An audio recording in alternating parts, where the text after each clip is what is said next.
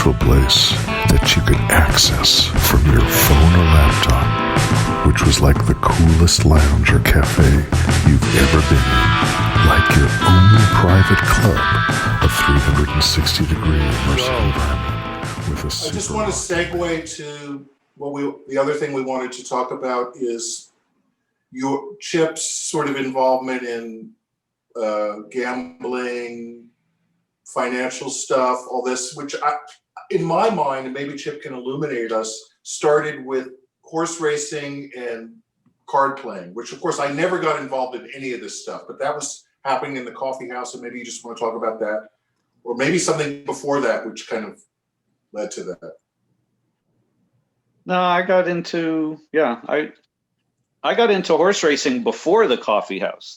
I don't know, I can't remember how I discovered it, but how I was old going. Were you? Oh, probably 12. Okay. 11. Wow. I was getting what was then called the Morning Telegraph. And then I had I don't know, I just started getting into it from the newspaper. They were just like horse results. And I was just trying to, like, you know, a little 11-year-old kid. I was trying to see if I could predict the results, you know, without knowing anything, just based on the names or whatever. And then my dad or mom bought me a book about how to handicap horse races, and I actually went through the book. It wasn't laid out that well. It was just a book, kind of talking about how this guy did it. I went through the book and developed a set of rules based on everything he said in the book. And then we went to the track a few times, and we were actually pretty successful. They were just mechanical rules that I just extracted from the book, and it told us who to bet, and we actually did okay. Certainly better than random. And then there was a kid in the coffee house who was older, who was really into, you know, worked in the horse racing industry, and that's how, you know, I got into it more seriously through him, and we ended up starting a business, which is still ongoing to this day. I'm still getting some income from that. Fascinating. What's the business? It's called Thoroughgraph, and it was the first really computerized method of creating data. We didn't predict winners. We compiled data that other people could use to predict winners. And also to breed horses. That was also to breed horses. Yeah, that was later on. I mean, we became a consulting service to people who want to buy racehorses and race racehorses or breed racehorses. So it's a fairly big business still. We started it in my bedroom in 1981, and wow, this is 40 years later. So anyway, but that's to me the money thing. I mean, I always wanted to have money, but that's not really. I think my godfather. I had a godfather. The Godfather. I was named after my godparents. They were dear friends of my parents, Cyrus and Charlotte. That's why my name was Charles Cyrus. And they were fairly well off. They were quite well off. He had a publishing company, very successful. And he was sort of a role model to me. So I associated, and he was a really, really nice guy. Anyway, I kind of associated money with being like him. You know, he had a Cadillac Eldorado convertible and a swimming pool and a mansion, and it was stuff when you're like 7, 8 years old. It's impressive, right? And this was disturbing to my mom, who was an artist and writer. She didn't understand where my interest in money came from, She thought something was wrong. Yeah, I mean, she was disappointed. It's kind of like I read that front page that Chris wrote, and where his dad was somewhat disappointed about him going into architecture rather than painting. And it was the same way. My mom was clearly disappointed that I was going into money, pursuit of money over art in some, or design or something like that. And I, like Chris, I always felt a little bit guilty about that. But I also, pursued it on Wall Street, all that kind of thing, because by the time I was out of college, I had two dads. My first dad died, then I had a second dad. They were both named Aldo, a little unusual. But my second dad had died, and I felt like I was going to have to take care of my mom. And it also was not a great time to be, Chris can tell you, there's been ups and downs in architecture. And, there's a time where it pays well, and there were times where if you were an architect, forget about it. You didn't know where the next meal was going to come from. So I made the decision, I just got to do this so I can support my mom. And that's the only reason I really stayed on Wall Street. But what happened is, at the point where the horse racing thing, the card playing, that was just fun. We were all doing it. It was a social thing, When I got into more real heavy Wall Street analysis, stock picking, and that kind of thing, it was about predicting the future. I'm just intrigued, and which goes back to where I first started looking at the horses when I was like 11.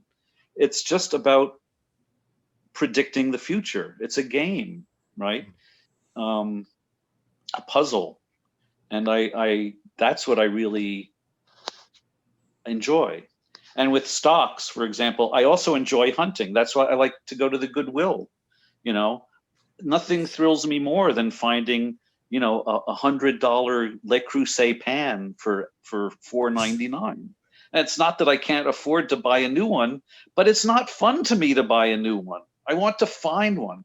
I was like born a hunter, right? So seeking out stocks that are going to be winners, and the game of being right and winning, but also the hunting, that process is really what I'm attracted to. It's not so much the money. I'm actually kind of wimpy when it comes to the taking risk. I've never been a big risk taker. Interesting. So yeah, it's more, I'm not a gambler. Even when we were playing poker, I won consistently because I was not a gambler, and all the other kids were just wildly gambling.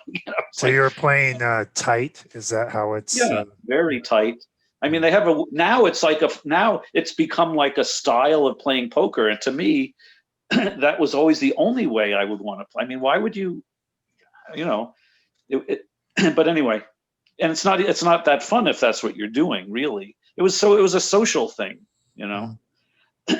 There was a lot of fun to be had around the poker table.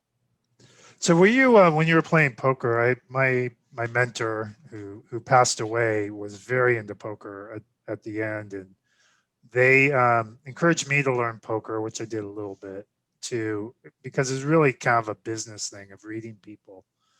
Were you good at that, or were you just calculating kind of the odds? No, of course. Well, you got to realize we played with the same, probably there was maybe a rotating cast of 10 or 12 people who would be playing it, I don't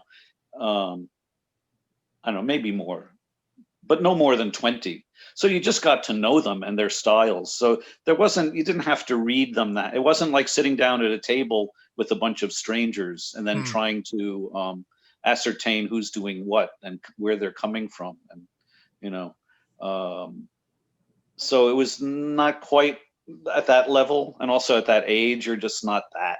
It was kind of intrinsic to figure out who's doing what, and are they bluffing? And people had different profiles, and you would just get to know them.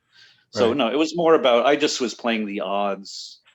I wasn't calculating them really explicitly, but But basically that's what I was doing. I was looking for positive expected return hands, and if I didn't have one, I just fold, and that's it, you know. Interesting. Okay. And in a How crowd does like that, it worked, you know. In an unsophisticated group like that, that was all you needed. So how does this lead into LoadStar Capital and then what you're doing now? Just to kind of segue to the end of this kind of path. Well, you know, what happened is we started Thorograph, and I did that for a couple of years and got kind of bored with it. It was also it was difficult. It was a lot of work, 14 hours a day, whatever. And I just got tired of it. And it was going to be a long time till it was really making money. So I left. I kept a piece of the company, and I had nothing. I had nothing to do, and I found somebody had left. A friend had stayed. A friend of my mom's who had been staying with us left a book called "How I Made $1 Million Trading Commodities Last Year," and I just picked that up and started reading it, and it was full of charts. The guy was a chart reader, right? And I just became intrigued because it was related to what we were doing with the horses. And it was certainly related to, he was a commodities trader predicting the future. And it's also very visual. And I went to Parsons School of Design. You know, I did stuff with Chris, the NISMA, I was in design for a while, and and photography, like you meant. And so I'm a visual person, and these reading charts just like clicked. I was like, wow, this is really fun. This is really cool. You can make $1 million doing this. You know, it's like, wow, this is perfect. So that's what I went. I ended up going to rented a seat on the floor of the exchange. The New York Stock Exchange had futures at that time. And I got some training, went down on the floor and started trading. And that was it. That got me, onto Wall Street. Wow. Then I started working, for a bond trader, what they call upstairs in a real firm. And then I left to do 10 years of photography, which was a lot of fun. But after 10 years, I was running out of cash. I needed to come back to the real world. And I actually made one phone call and got hooked up with a trading job. And that's what I did in San Francisco. You were That's up why there, I met you, yeah. But yeah, that's where we met at LoadStar. That was a story. The owner of LoadStar and I had both dated the same woman in the 80s. And that's how she introduced me to him. I called her. I said, "Oh, I think I'm going to have to find a job. It's time to go back and make some money."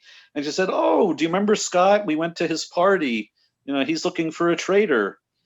And I called him, and that was it. I never had to put on a suit, never had to make a resume, the whole thing. So that was nice serendipity. And then that was a cool operation. I Yeah. mean, we took a few meetings. He had that beautiful penthouse and kind of the TL and the Tenderloin. Yeah, it was a great place to work too. Yeah. Yeah, it seemed really cool. I lived on the 9th floor and worked on the, I guess it was called the 14th floor, but it was really the 13th floor. Oh, that's right. And then you had a Goodwill right across the street. Where perfect. Swapping, where you were finding the high-end audio equipment for nothing. Yeah. Oh man, I had so much of it. Yeah, I remember. I had to sell it all when I got married to make room. But yeah. So I want to go ahead. Sorry. And I left to become a restaurateur in China. Hey, yeah. 10 years of that, and now I'm back trading again. Chip, didn't you have a brief fling with Craig from Craigslist too?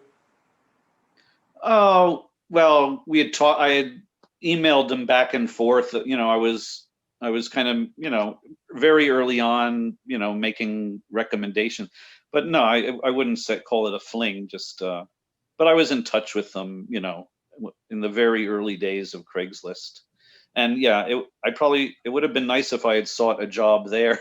I'd be well off, but. What can you So do? I wanted to kind of jump in to like today. I think we're at a very interesting period, and Chris knows, and now you will. I'm kind of a big fan of crypto and Bitcoin. Um, and let me just kind of explain my experience with it. My experience with it was I had this startup, and this guy was working for me. He was my chief technical officer. And he was just like, oh, hey, I just got another Bitcoin on my computer. He was actually mining it on his laptop. And at that point, I thought, maybe I should like download whatever he has on his laptop and kind of run that on mine. Of course, I didn't. But we went this other path, kind of trading virtual goods. And then about in 2013, I kind of, I was getting really into it. My accountant was working for this company that was selling these machines to mine it quicker. And at this point, the price was about 300. No, sorry, it was 600 at Bitcoin. And I remember I was telling another friend of mine who's a techie person who worked at Wells Fargo, and they're like, oh, no, don't get involved in that. And they showed me this analyst, a Wells Fargo analyst paper that was kind of top secret at the time. It's like, this is why you don't want to do it. It's going to go down. And sure enough, it went down to like 300. And then now, like fast forward to today, I think it's hovering right around 19,000. It hit an all-time high yesterday.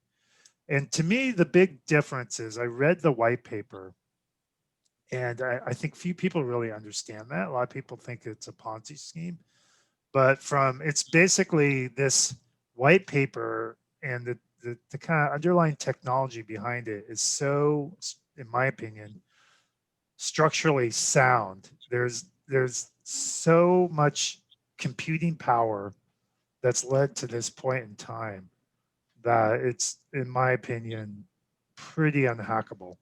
It's it's not like pumping a stock, in my opinion. But I was kind of curious what your take on everything is on crypto, and especially now the Fed pumping out all this money, and like what does a young player do at this point? Well,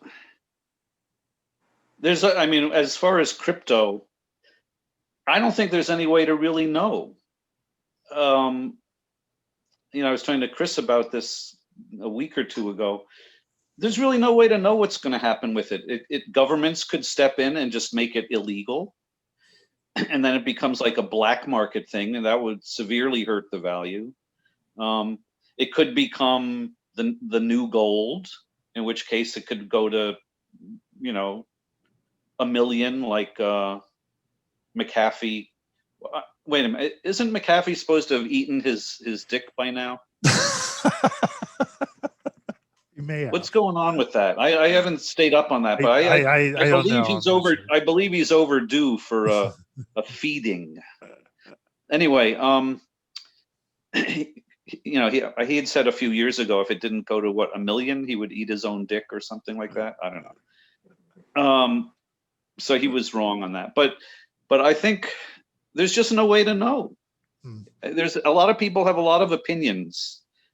Well, Chip, you're super conservative in this way, and I think it might be prudent to have a small percentage of your portfolio, if you have a portfolio, whatever that is, in Bitcoin and some in gold. I had a small amount. My wife and I had a small amount in gold, and now it's become a large amount. It's become oversized. And same would be case if you were fortunate. The problem is with all of these things is holding them.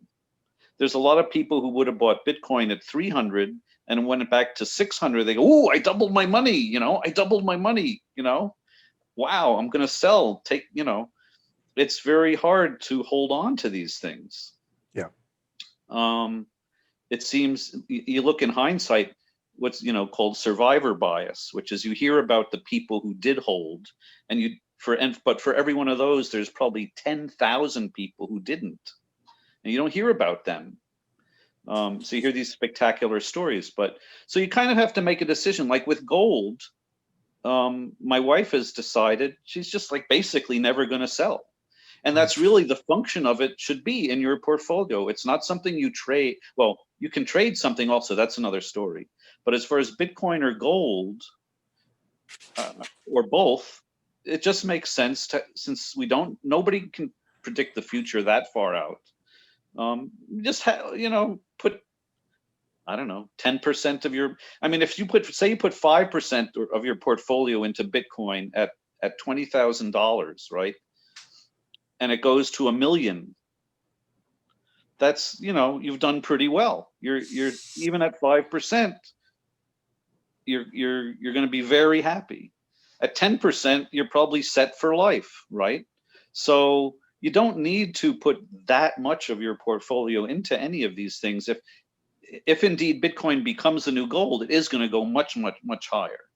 There's no question. I mean, the math is very simple to work out. If everybody in the universe, wants to own a little bit of Bitcoin, there isn't that much to go around. How much is it going to be? It's going to be very, very expensive. So it's not, that's my opinion. It's just not insane to have some percentage of it that if you lose it all, it won't hurt you. But if it becomes the next gold, it will help you a lot. That's all I can, that's as far as I can see with Bitcoin. Right. But that's a super conservative approach. So, like, can you talk about trading? Because I think that's where you.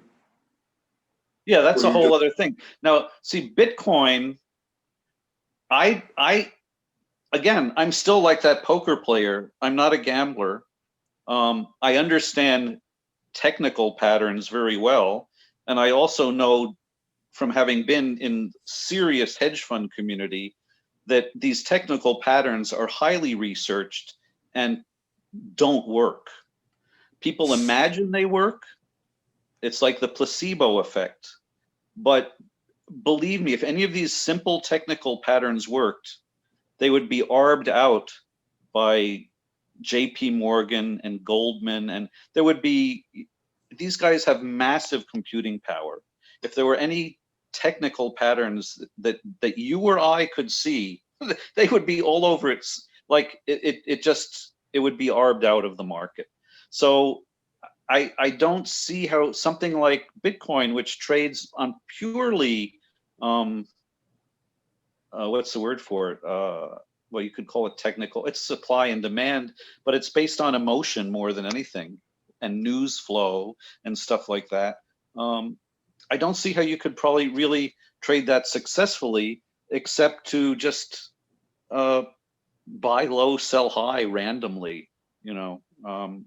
I just, what I trade is stocks. I trade specifically biotech stocks, where there's an enormous pool of knowledge necessary to understand the science and also the history of management and the way the FDA works, which is always changing depending on who's at the FDA as far as approvals, the way clinical trials work. It's a very deep pool of specialized knowledge, which I feel I am mastering better than other people. I also Is Emily helping you with this? Sorry, what was that? Is Emily helping you with this? Oh yeah, she helps because my wife Emily used to be a doctor, and she also used to monitor clinical trials of new drugs. So she has a pretty good insight into certain companies. If I really want something kind of researched more than I have the patience to do, I have her look at it. Yeah. What's the verdict on the vaccines then? Well, they're going to work. This virus. Viruses are different. Viruses are different. This virus is one that's fairly simple to model, to defeat with the vaccine. Just the way it's structured, the way it works. They're getting very good efficacy, like spectacular, and that's what people have been expecting, who are in the industry. That's what I've been reading, for 6 months, that it's coming and they're going to be very good vaccines. I mean, I have my own personal concerns about the mRNA vaccines, which are the ones that are coming in the very near future, like in December. In theory, they're safe, but there's really just not a really strong body of evidence that something isn't going to be left behind in the body that 5 years from now suddenly, causes trouble. I don't know. I mean, it doesn't, it doesn't appear that's the case, but I don't, I would personally, I'd rather be careful and wait for a conventional vaccine. But we'll see. I wouldn't be, if mRNA was the only thing available, I wouldn't be that concerned, but I'd rather personally, if there's something more conventional coming along, I would prefer to wait a couple months. Gotcha. So what kind of advice would you give a young player at this point, somebody who wants to be kind of build their future, but yet in trading, have a little, well, and or just in investing, what to do with their money and investing, and how, I mean, what kind of mix would you give if somebody wants to, they don't want to be an idiot and spend all their money, but at the same time, they want to hang out at our club and kind of be a bit of a big shot every now and then? That's tough. I mean, it's really, it's very difficult right now with the money printing that's going on, the low interest rates. It's really, it's very hard to say. I mean, you can say diversification, which is what people who don't know what's going on have always relied on and I guess to some degree that has worked. But if you're starting with a small amount of money and want to end up with a big amount of money, diversification is not the way to do it. So, the only real advice, is I think you have to be, I don't think you can make a lot of money just because you want to make a lot of money. I think you have to be really interested in the markets. I mean, to me, the markets themselves are just very interesting. It's every day it's something different. It's like a job where every day you have to learn new stuff. It's kind of like politics, I guess, and they're becoming more and more intertwined too. But it's like or like being an anchor man. Like there's always new news. Your job is every day is different. Every morning I get up, there's stuff I have to figure out, new developments. I think, I don't think there's any one. I wish there was an easy answer like, oh, you should buy 50% real estate and 10%, Bitcoin and 20% bonds or something. I mean, you can do that. I'd say if there's any hope, I think your idea about Bitcoin is valid in the sense that if there's any hope of a normal guy or gal becoming wealthy, right? There's really only Bitcoin is probably your best bet, right? If you want to set up a life for yourself 20 years out, real estate is the way to do it, but you're not talking about super wealthy. You're talking about when you can afford it, buying a rental property, eventually leveraging that into another rental property. I know someone in San Francisco who has done that, and she went from one rental property to probably, I don't know how many, 30 now. She's set. She wants to, anytime she wants to cash out, she's got millions, and she started with nothing, almost nothing, and that's how most people who become wealthy do it, is real estate. And I'm not talking about just owning your own apartment, because that's a crapshoot. Does the market go up or down? In San Francisco, people have become accustomed to these crazy prices, and they just go up. But that's not necessarily it. They can go down too. But I'm talking about finding rental properties that make sense financially. What do you think of farmland? Yeah, I just, I kind of think it can't be a bad idea, Yeah. but I don't really know enough about it to make a qualified, statement about that. It has My its dad ups and used my dad yeah, used to be in farming, and he gave me some advice. I don't think he even realized it, that good soil yeah. is, you know, Topsoil is, is always going to be in demand, and there's not that much of it. yeah. Hold on a sec. Did I just zoom on you also, or is it just my screen? No, it's just your screen. Okay. Yeah, I mean, it's still, the problem with farmland is it's a direct function of crop prices. It's not real estate the income from it is dependent on crop prices, and that's dependent on politics and all sorts of things. Right. So, it's had pretty wild swings in value. But again, I think also an easy way to own these things, the farmland, even rental properties, is through ETFs. And do you know what ETF? Yeah, exchange traded funds. Exchange Well, there's a traded. REIT. There's a REIT that REITs. Yeah. Either REITs, ETF. It's a really good way to do it. I mean, you won't you don't have to deal with taking care of it yourself. And if you buy those low, you wait for a down. There's always going to be downswings. You wait for a downswing and you buy those. Yeah. But there's no substitute for just owning some apartments, renting them out, having the rent cover the mortgage. And I remember, like, this person I knew in the Bay Area around 2008, she was freaking. She had to run around to all these places doing the maintenance herself because she couldn't afford to even pay a plumber to come in and when the toilet broke or something.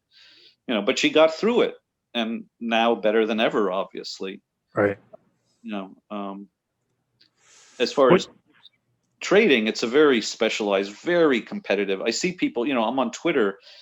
I see people every day who are beginning traders and stuff, and I'm like, oh man, it's not easy. It's not easy. It's like the stuff. I'm very good at it because I've been doing it for so long. It's like I know what's right to do. I just do the right things. I don't get emotionally attached anymore. I don't know. But it wasn't easy. I mean, it's a very difficult way to make a living. Right.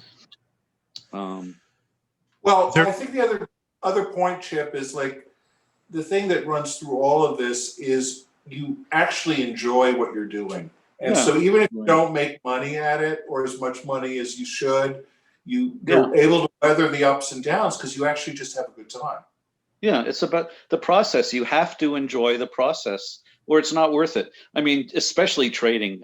If you don't enjoy the process of trading, it's horrible. I mean, unless you're crazy, it's torture. If you're not enjoying it, it's really torture. The ups and downs, winning and losing, and always deciding. I liken it to, I mean, we've almost everybody's gone to a horse race, right? Imagine you bet on a horse, and at any point during the race, you could take your money back. Right? You could take some, you could maybe make a little, or you could lose a little, or you could lose, at any point. So you're watching not only are you, think how nervous you are watching a horse race and waiting for the end of the race. Imagine any point along that way, you could make a decision. That's what trading is like. And that's why holding on to Bitcoin is so hard. Right. I'm a holder right now, but I'm thinking of actually opening a separate account where I just kind of play it a little bit more. Yeah, I mean, that's what you can definitely do. You have a long-term account and a trading account. A lot of people do that Yeah. I have to do more of that. I'm more of a trader. I get in and out, and there's ones I've just, sold a quarter of the way around the racetrack where I would have made a huge amount had I just let it go to the end of the race. Do you have a strategy for taking chips, no pun intended, off the table? Like, do you have well, for example, when I have a high paying sales job, 20% of my check just goes right into savings all the time. Yeah. No, I don't. Really? Huh. No, I've never. I mean, as far as trading, I just get out when it's time to get. I get in when I think it's time to get in. I get out when it's time to get out. But you don't take money off the table and kind of like Not put it somewhere. methodically. Oh, interesting. No, I mean, I always have a reason I'm getting in or out, but well, I mean, I always have stop losses, almost always. If I'm losing, I will get out automatically, but not if I'm winning. No. That's the one thing I have been, again, somewhat successful because I'm so risk averse. I remember, in fact, I went out, I believe I met Chris one night. This was probably in the early 80s. And I had a $30,000 account at the time, and I had lost $5,000 one day. And I'm pretty sure I'm pretty sure I met Chris, and I was locked into a limit down thing. I didn't know what was going to happen the next day, right? I ended up getting out the next day. And I've never ever done something like that since. I mean, I've just been brutal about risk control, and it means I miss a lot of winners. A lot of times I get out and then the thing turns around and just goes straight up, but I don't care. There's always more opportunities. Every day is full of it's like I really don't care. It's hard to explain to people. I don't care when that happens anymore. I used to care. Oh fuck, I can't believe I did that. It's like I don't care anymore. It's like you just do what you're supposed to do, and you go on to the next one. But nice. It's very easy to say, but it's really takes many, for me, it took many years to have that internalized and really believe it. For some people, I think they get it more easily than me. But being risk averse is what kept me in the game. Right. And it's all about the game. I wish I could tell you more about Bitcoin, but I don't think anybody really, that's what it comes down to. I don't think anybody really knows. A lot of people talk like they know, but they can't know. Yeah. Nobody can know. And you have to just operate from that. But yeah. What I do know is it's the most likely way that somebody's going to go from having 10 grand to having $1 million or $500,000, whatever. There aren't too many things on the horizon right now where that's going to happen for you. Interesting. Yeah. I was going to ask you what you liked, and so that's kind of. Yeah, I mean, I don't own any Bitcoin. I don't own any crypto. It doesn't really interest me that much because I'm really making money. I'm making a lot of money trading biotech stocks, right? Well, it's probably a lot more interesting because there's a lot more research that you can do. It's much more interesting. I mean, there's just not much to research with crypto. To me, it's like you talk about the game. It's not enough of a game for me. I can take any chart and make bets on whether it's going to go up or down, but to me, the complexity of biotech is what really interests me. It's and it's also, you asked what advice would I give to like somebody who's a young trader? I would say biotech, because one, it is technology. It's going to be around. It's a very important industry. Anywhere else in the trading universe, you're up against computers. You're up against very fast, very powerful computing that you will never be able to beat. And there's not enough information there to be able to to excel beyond what AI and algorithms can do. But biotech is a very complex industry. There's a lot to know. There's a lot, and it's constantly changing. You have to know the players, the CEOs, the CFOs, the movements they make, the science, the drugs, the FDA, who's leading the FDA, who's making the decisions on a particular drug. There's a group of people that come together and make a decision, and that matters. And then there's the companies themselves are constantly coming and going, but it's a vibrant industry, and we're not going to stop. We may change who's going to pay for healthcare, but we're not going to stop paying for healthcare. Yeah, they can bring drug prices down, but that kind of thing is going to affect more like Merck, Pfizer, these companies that make like insulin and stuff, like commonly used drugs. That's not going to have a big effect on companies that are coming up with a cure for a very specific type of cancer, or not a cure, a treatment, anything. It's a very different part of the industry.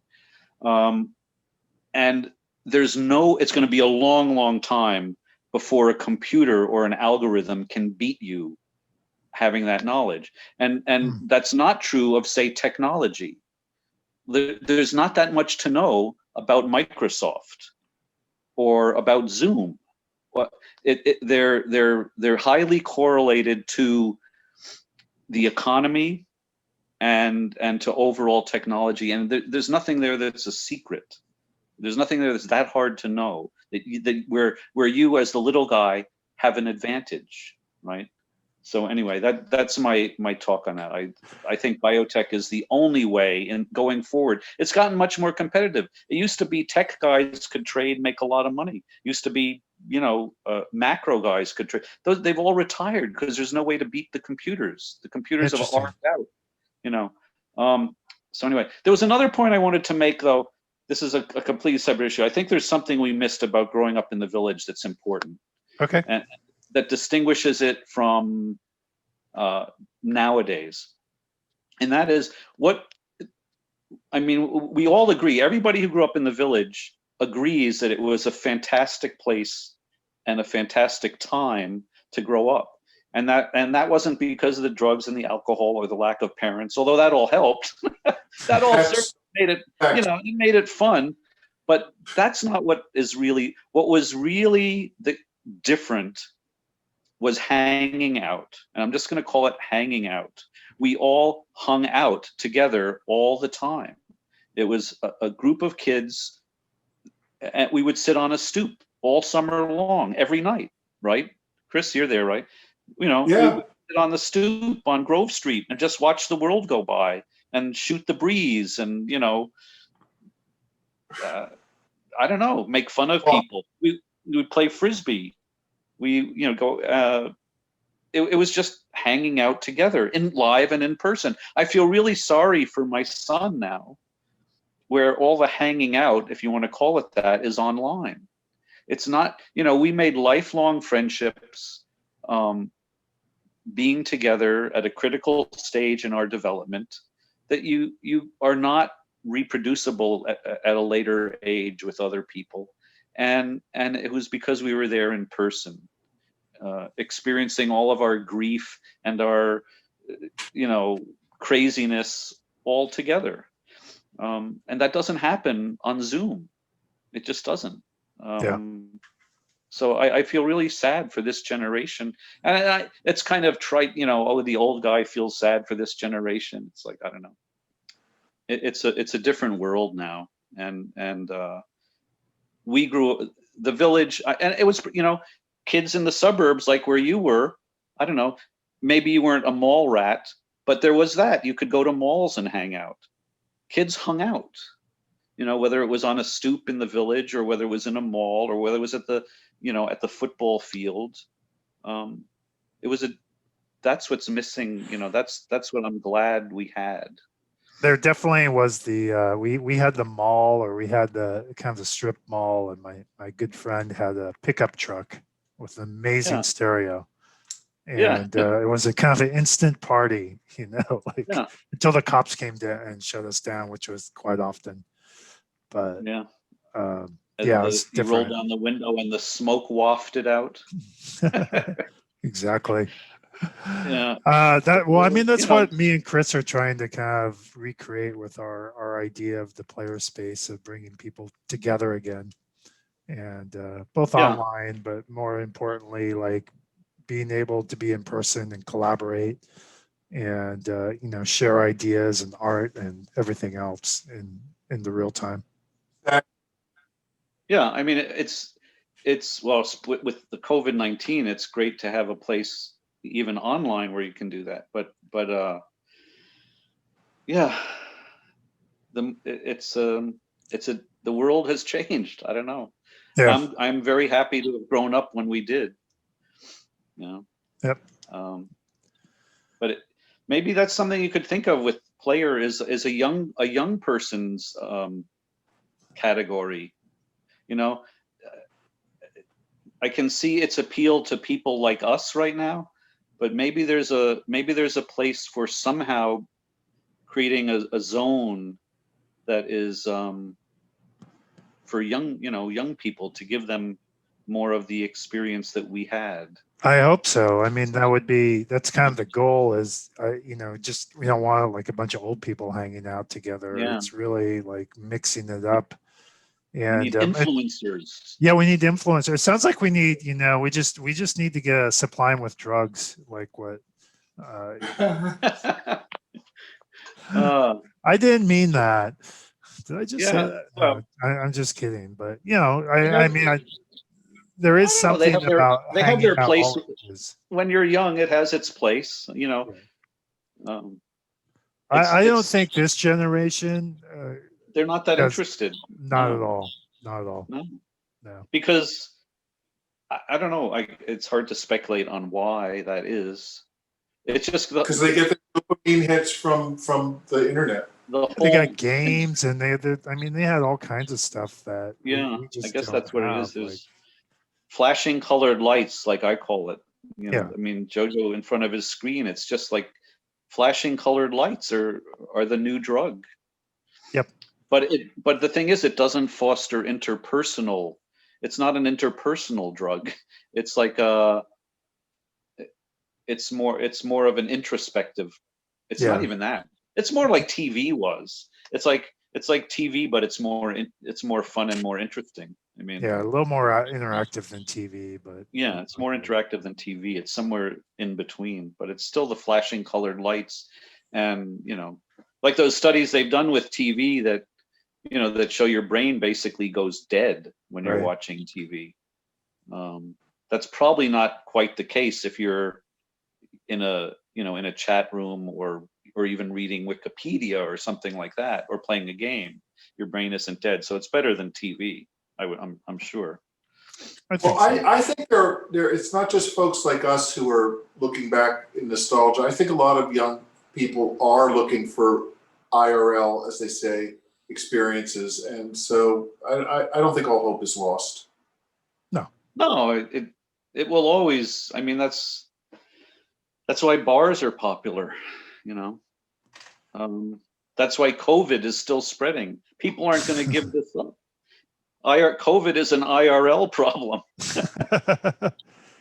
They're trying to like stamp it Well, down in California. and this is also the intersection with biotech, because I mean, you say, well, Zoom is a fixed thing, but actually Zoom has skyrocketed because of the biotech problem. Yeah. So airplanes and viruses and people traveling all over the world, so it's all interrelated. Yeah, it is. Well, it in a way, I think we're through the worst of the technology revolution in a way. It was brutally deadening probably for 20 years. And now it's reached a level where it's not so much that way with things like Zoom. I mean, it used to be, come on, Facebook. remember what was MySpace? MySpace. You know, that was like you're sitting in your room alone. You It was a know, lot of fun. I don't know. MySpace. I got some Compared dates off of MySpace. to, You could yeah, but work your that's MySpace game. yeah. I Yeah. guess that's a different. I'm talking about on a much broader perspective. Um, the electronic media has become more interactive and more interesting lately than it was, say, in 2010. You know, Yeah. um, I'll tell you what I am super interested in right now. It's, I guess, for lack of a better word, is transformative media. And it's basically found footage. You know, there's so much footage out there, and putting it together in an interesting way. It's kind of like sampling Hot from girls rap. on TikTok. I Yeah, don't know if anyone's Googled. that's pretty awesome as well. But I think there's actually similar to like sampling, you know, back in the 90s. Like there's people out there who are just basically sampling video and doing multi-layering and effects and with music. It's incredibly interesting to me. yeah. Yeah, hot girls on TikTok. That too. Or I mean, you got yeah. I mean, there's even a revolution in porn with the PMV, porn music videos. That's what I'm saying. That's what I Yeah. call transformative media. Yeah. Yeah. I mean, that's It's more fun. Porn. It's more fun porn. It's not just like you know. yeah. You know, if you want, because I've edited a few videos, and if you, some of these people are incredibly talented, I would say, Yeah. you know, Yeah. in putting these out. Like they're incredibly talented editors. They've got big talents. They do. They do. Well, that's what I'm saying. It's become the whole space is getting more interesting. I mean, you know, I found it just, I mean, deadening, you know, from 2000 to say 2015 or 16, it was just Mm. stagnant in a way. I just, you know, unless you're maybe on the fringes, but you know, Facebook, come on. I mean, it was Yeah. just like your Zoom came along at really, I mean, they were just in the right place at the right time, I guess. But Well, they kind of improved on everything. I mean, you have yeah, Skype. Skype was already there, and yeah, but Yeah, it but was how just did Skype miss out on this? That's what's amazing. what do you mean? so what's the It's other owned one? by Microsoft. Yeah. Anything that I mean, have you have you seen Minecraft lately? As soon as Microsoft got a hold of it, it disappeared. That was like anything Microsoft touches turns to junk. Like They the just guy behind Zoom was I'm trying to think the other video platform that no one uses anymore that Cisco bought. Anyway, he you know, he made some he was like, hey, I can kind of make some improvements here, and people at Cisco were like, no, it works just fine as far as we're concerned. And so he went and started Zoom. It's funny. I mean, it's not that much different, but it's just a quality about it. Yeah, exactly. Hard to put your finger on. There's nothing you can't do on, you know, I mean, Google has tried repeatedly to do this, and it's same with, I mean, all these, the big tech companies, they get so bogged down in layers of management and, you know, like I have on my phone, on my Android phone, I have my, what do you call it? The, you know, the home screen, I forgot what it's called. The launcher, right? Mm-hmm. I have a launcher that emulates Windows Phone because I loved my Windows Phone. I hated just, you know, when they just couldn't sell enough of them and they canceled it because it kind of sucked because the phone sucked. But I loved the user experience, the tiles and the live tiles and all that stuff. I have on my phone a Windows 10 launcher which emulates Windows Phone only much better than Microsoft could do it.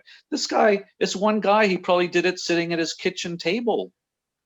And he you know, and it's much better than Microsoft could do it.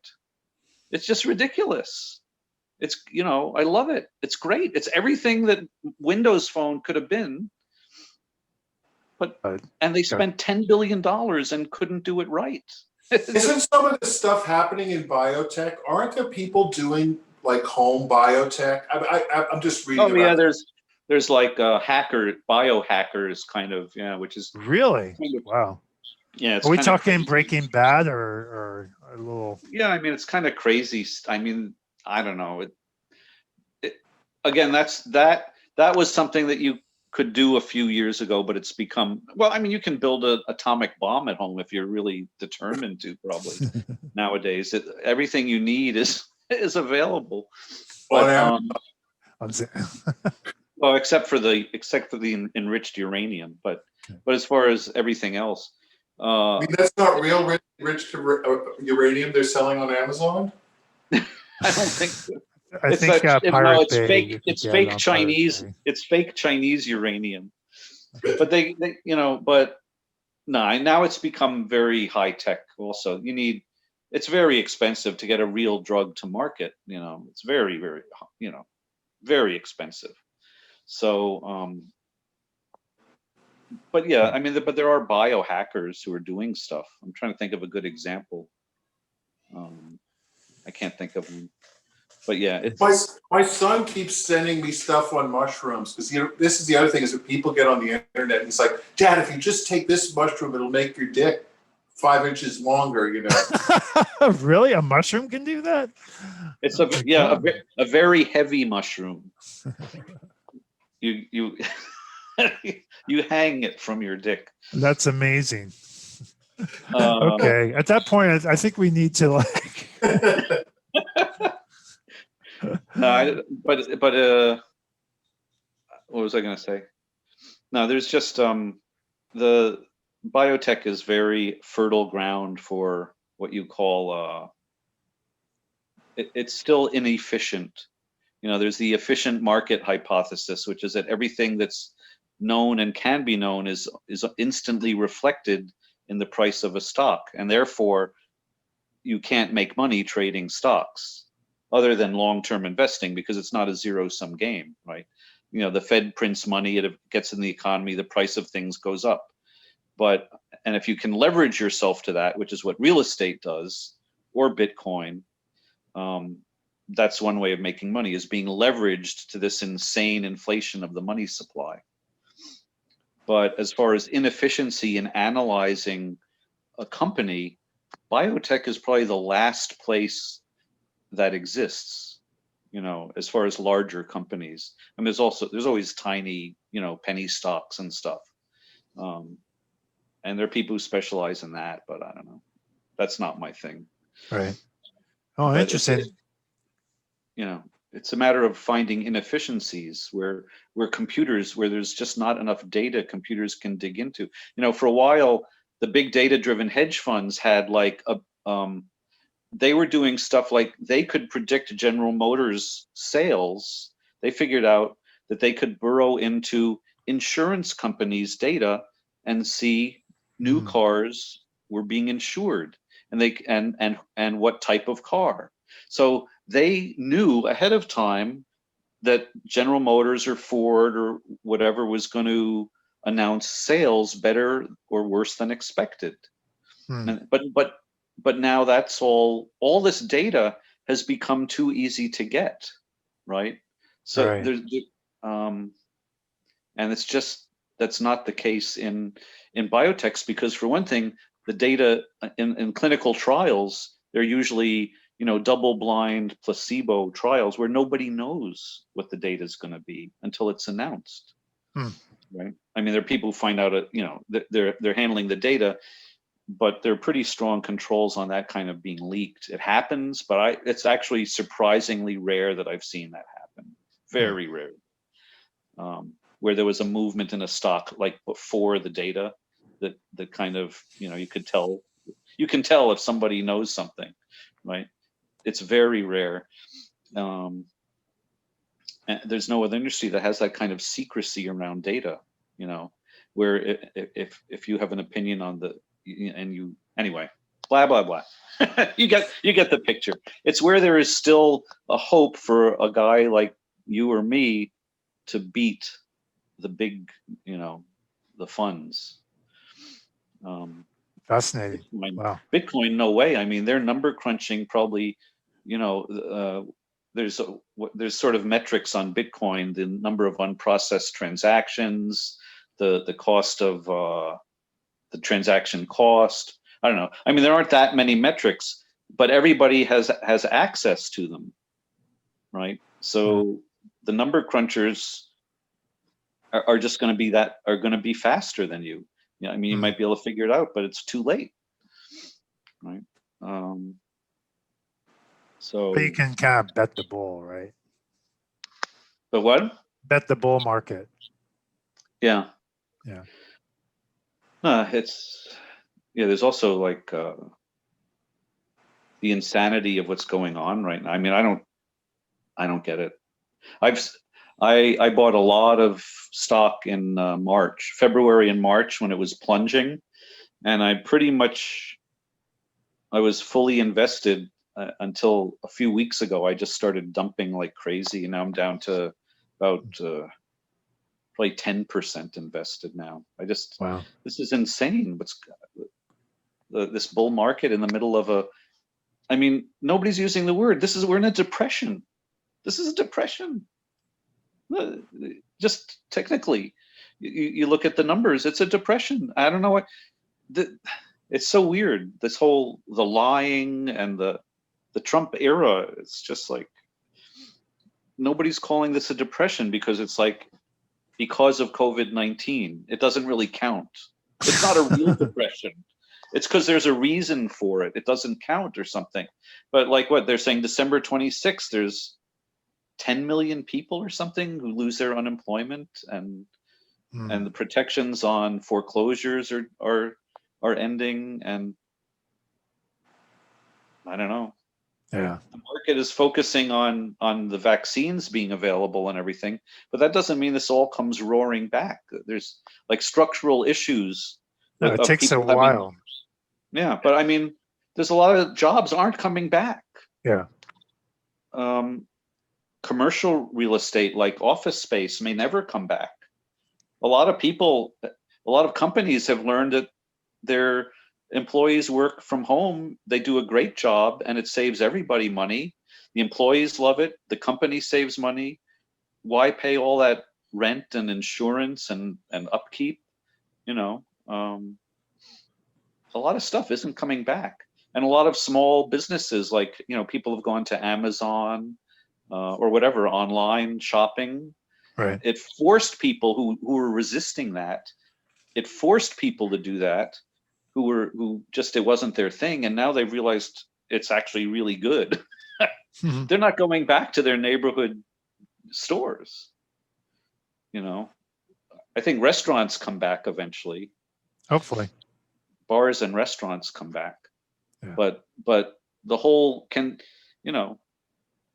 the whole economy is it's not going to function that well when there's going to be structural unemployment of like 20%. Anyway. So ending on an up note there. On a high note. Oh, no, I mean, it is what it is, but that's what makes trading so interesting to me, is like, these things are always changing. I was actually very optimistic in March. One of my tweets that got a lot of retweets. I said, everything is plunging now, but there's going to be, it's just a virus. It's going to go away, or we're going to find, or there's going to be a treatment or a vaccine or something.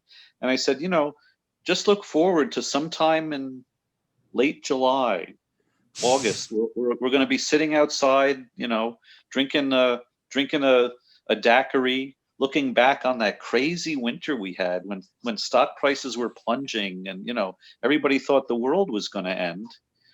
And it's not, I mean, maybe it's going to end sooner or later. Sooner or later, there's going to be a real virus. That it's not so easy. But this is not the one. So I was very bullish at that point in time. And that, that it's been a good year for me.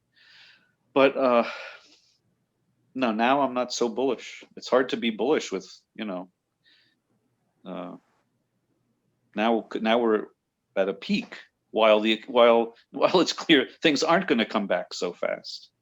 So it's always changing. That's what makes it interesting. I don't know. Yep. Okay, Chip, thank you so much for sitting for this. And thank you, Chip. Gives Jim a lot of material to have to edit. And Absolutely. You need one of those good editors. I have a good editor. I do it myself, but it's just time. Okay. With a super rockin' band, playing cool jazz and smoking R&B, with the coolest, friendliest hosts and mixologists, and all kinds of intriguing and interesting guests, dropping by and sharing their vibes, and exchanging amazing stories, where you could hook up with potential dates in a virtual social environment, or make new friends, or even business network. What if there were such a place? Now there is, thanks to our super cool, futuristic technology, Shindig 66.